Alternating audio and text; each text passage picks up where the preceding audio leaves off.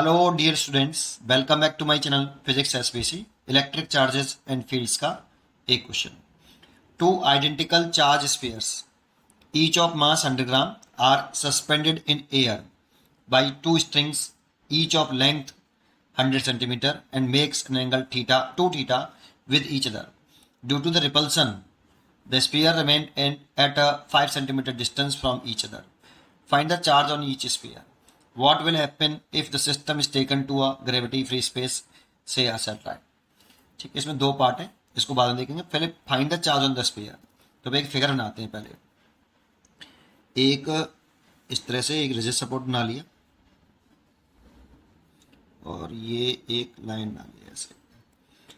इससे एक string theta angle बनाते हुए और इससे भी एक स्ट्रिंग थीटा एंगल बनाते हुए। देखो पूरा एंगल, दोनों स्ट्रिंग एक दूसरे से 2 थीटा बना रही है। Makes an angle 2 theta with each other. जो स्ट्रिंग है, दो स्ट्रिंग है, वो 2 थीटा एंगल बना रही है। दोनों आइडेंटिकल चार्ज स्फीयर्स हैं, मतलब इसका मास m है और चार्ज q है, इसका भी मास m है और चार्ज q है। गिवन है m तो 100 ग्राम है, तो इसे चेंज कर लो 100 इंटू 10 की पावर -3 किलोग्राम। और चार्जेस गिवन नहीं है, चार्जेस की वैल्यू हमसे पूछिए, लेकिन इक्वल टू आइडेंटिकल चार्ज हैं, एक जैसे चार्जेस हैं, चार्ज की वैल्यू पूछिए। लेंथ दे रखी स्ट्रिंग की, ये एल मान लेते हैं, ये एल दे रखा है आपको 100 सेंटीमीटर, दैट मीन्स 1 मीटर। ठीक है ना, ये 100 सेंटीमीटर दे रखी है।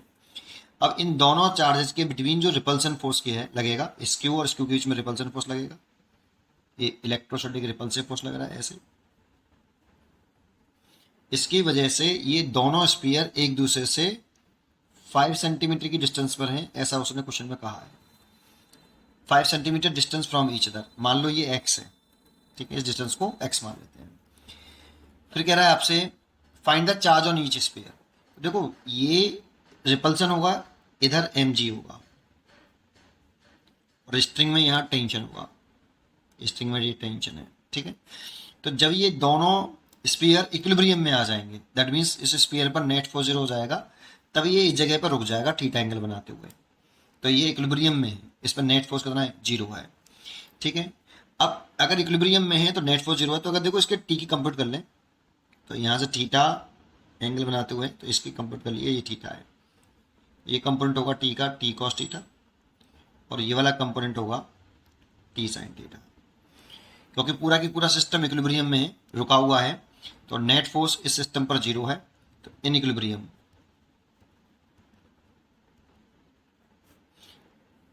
T cos theta M G को बैलेंस कर लेगा और T sine theta F E को बैलेंस कर लेगा और नेट फोर्स 0 हो जाएगा।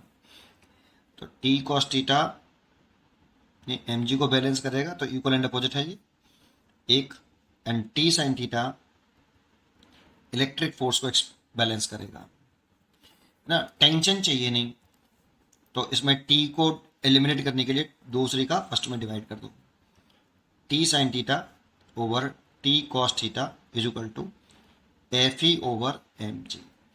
और देखो इन दो चार्जेस के बीच में जो इलेक्ट्रोस्टैटिक फोर्स है, इस एफ ई की वैल्यू होगी 1/4 पाई एप्सिलॉन नॉट, दोनों चार्ज का मल्टीप्लाई, और इन दोनों के बीच की जो सेपरेशन है ये x 5 सेंटीमीटर रखी है, दैट मीन्स 5 इंटू 10 की पावर -2 मीटर।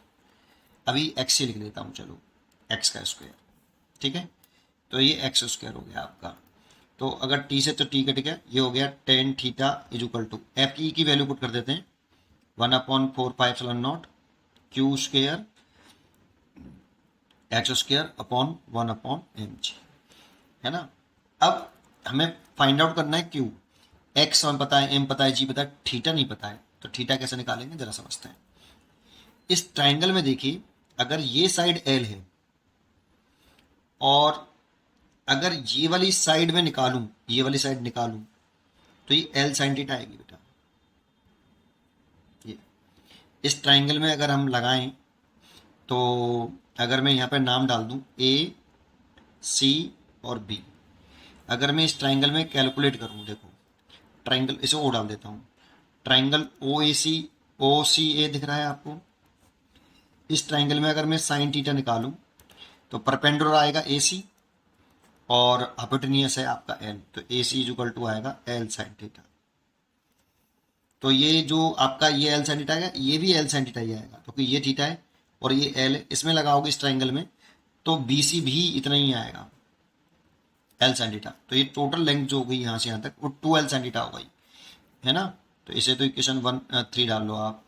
अब देखो 2 एल साइन थीटा जो है ये पूरी 2 एल साइन थीटा हो गई, ये वाली, ये एक्स के बराबर है।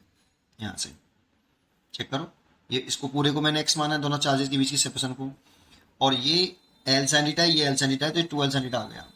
तो यहाँ से अगर मैं साइन थीटा कैलकुलेट करूँ तो एक्स अपॉन 2 एल आया। अब सोचो एक्स जो है वो हमारा 5 सेंटीमीटर है और एल 100 सेंटीमीटर है, तो एक्स बहुत छोटा है एज कंपेयर टू एल। अगर एक्स बहुत छोटा है एज कंपेयर टू एल तो X upon L less than 1। तो देखो अगर ये बहुत छोटा है तो साइन थीटा भी छोटा हो गया, अगर यही छोटा है तो एक्स अपॉन 2 एल और भी छोटा होगा एक से, तो एक्स अपॉन 2 एल एक से अगर बहुत छोटा है तो ये वाला बहुत छोटी वैल्यू है एक से, तो साइन थीटा भी छोटा हुआ, और साइन थीटा छोटा हुआ तो थीटा भी स्मॉल हुआ, है ना। तो इस वाले केस में हम लिख सकते हैं so that sine theta small, very small, and that is theta भी वेरी स्मॉल। और इस वाले केस में हम sine theta approximate tan theta approximate theta लिख सकते हैं। इसीलिए मैं इस टेन थीटा की वैल्यू की जगह पे मैं साइन थीटा लिख सकता हूँ। तो मैंने फ्रॉम इक्वेशन 3 उठाया और इसकी जगह पे मैंने लिख दिया साइन थीटा बराबर 1/4 pi epsilon naught Q square over x square into 1/mg। और साइन थीटा की वैल्यू मैंने निकाल रखी है एक्स अपॉन 2 एल, तो इसकी वैल्यू पुट कर सकते हैं यहाँ पे थीटा लिख सकते हैं, और थीटा इसको हम थीटा भी लिख सकते हैं ऐसे, ठीक है। तो आप चाहो तो इसकी जगह पे मैं थीटा लिख दूँ और थीटा की वैल्यू पुट कर लूँ एक्स अपॉन 2 एल, तो X upon 2 L is equal to 1/4 pi epsilon naught Q square upon X square upon 1/mg, ठीक है। ये देखो अब मेरे को क्यू स्क्वेयर निकालना है, तो देखो इस पूरे का मल्टीप्लाई इसमें कर ले, तो Q square is equal to आएगा एक्स का मल्टीप्लाई हो जाएगा तो क्यू हो जाएगा, तो 4 पाई एप्सिलॉन 0 हो जाएगा, mg हो जाएगा और x का क्यू हो जाएगा डिवाइडेड बाई 2l। सबकी वैल्यू पुट कर दो, तो Q square is equal to इसकी वैल्यू पुट कर दो, देखो 1/4 पाई एप्सिलॉन 0 की वैल्यू होती है 9 × 10⁻9, तो 4 पाई एप्सिलॉन 0 की वैल्यू हो जाएगी 1/9 × 10⁻9, तो 1/9 × 10⁻9। m की वैल्यू आपकी 100 ग्राम दे रखी है मेरे को, उसे मैंने ऐसा सिस्टम में चेंज कर रखा है, तो 100 × 10⁻³ जी की वैल्यू 10, एक्स की वैल्यू 5 सेंटीमीटर है, उसे मीटर में बदल रखा है मैंने।